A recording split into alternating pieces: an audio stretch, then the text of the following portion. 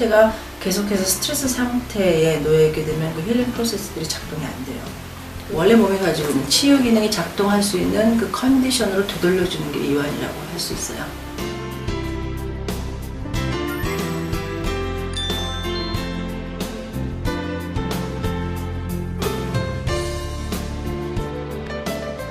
우리 신의 몸에 말이죠. 그 큐를 만들어주는 거야. 지금은 이완 상태에서 지금 안심하고 쉬어도 괜찮아.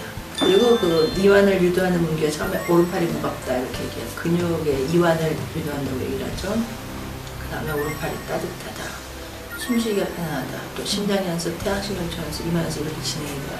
그러니까 일주일에 하나씩 연습을 새로 그렇게 추가를 해가면서 하나씩. 근데 대단히 단순하죠. 대단히 단순한데 근데 한번 생각해보세요. 오른팔이 무겁다 해서 오른팔이 무거워진다는 게 얼마나 대단한 일인가를. 심장이 천천히 뛴다고 얘기해서 심장이 천천히 뛰는 게 얼마나 대단한 거예요. 이게 사실 의학에서는 의학의 도구마 중에 하나예요. 이 자율신경계가 지배하는, 관장하는 영역일 것은 인간의 의지로 할 수 없다. 그래서 이게 전부 다 사실 인볼론타리라고 하는, 그렇게 의학에서 규정을 했어요. 그런데 신기하게도 그 언어적인 것이 우리 그 통제, 이 컨트롤이 이게 걸린다는 얘기예요. 그 연습을 하는 거예요, 8주 동안. 아주 신기한 현상이에요, 사실은. 그래서 이 우리 말에 반응을 해요, 몸이.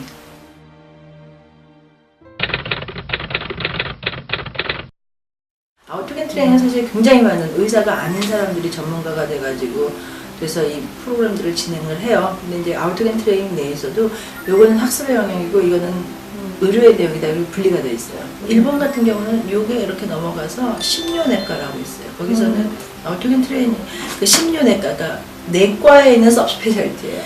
환자들한테 치료적인 효과가 있고 또 환자들을 낫게 해주기 위해서 내가 배우는 것뿐만이 아니라 그래서 무슨 얘기를 해서 제가 참 놀랐냐면 그 의사들로 하여금 치료에 임하는 사람들로 하여금 그 테라퓨틱 이고라고 표현을 하더라고요. 치료자적 자아가 형성되게 하는데 아우토겐 트레이닝은 굉장히 중요하다. 치료하는 사람이 말이죠. 그 치료의 궁극이 어디에 될까를 본인 자신에게 이렇게 허용하고 잘 즐길 수 있는 사람이 사실은 환자한테도 그만큼 허용할 수 있거든요.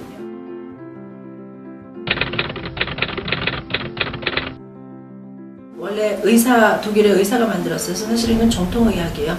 정통의학임에도 불구하고 사실은 이것을 만드신 본인 자신이 의사임에도 불구하고 이걸 가지고 학습의 장으로 가지고 나오셨거든요. 그래서 레싱 혹슐레라고 있어요. 또 베를린에 슐츠 박사 베를린에 계시는데 거기에 시민 강좌를 이걸 하셨어요.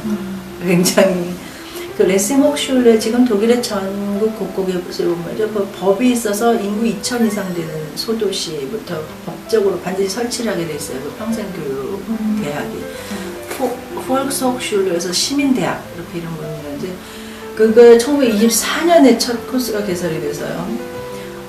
그 당시에는 200명씩 300명씩 하룻밤에 시민들이 와가지고 이렇게 강당에서 이 아우토겐 코스 배우고 그렇게 진행을 했다고 들었어요.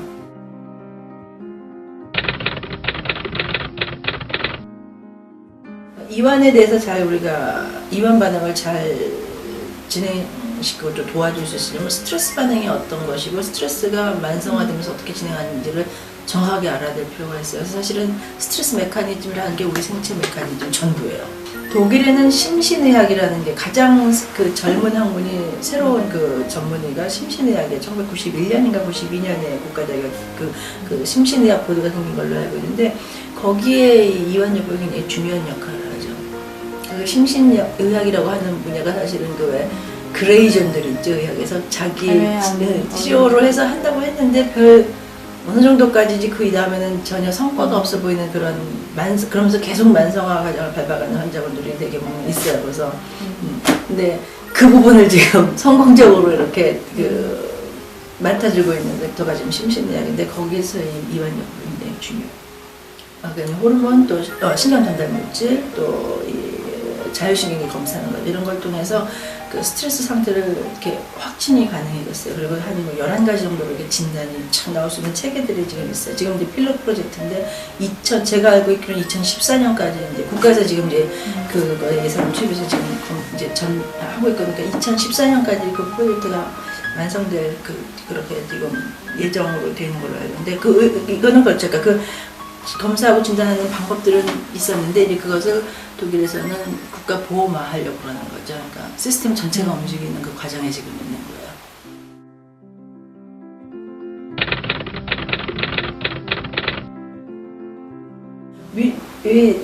어떻게 보면 징후학이라고 할 수 있어요. 의학이라는 건 예전에 히포크라테스부터. 그러니까 이게 아무도 이걸 병이라고 보지는 않지만 이 징후를 가지고 어느 쪽으로 갈 수 있는 가능성이 있다는 것이 알기 때문에 아예 아프지 않게 의사가 어떤 지침을 준비해 주는 거죠.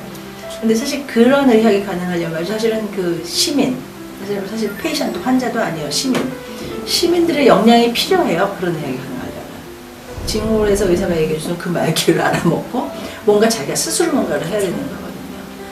그래서 사실 그 시민이 역량을 치유에 관한 어떤 기본 개념을 가지고 있고 또 어느 정도 그 역량을 가지고 있어야지 사실 고급스러운 의학은 같이 돌아가요.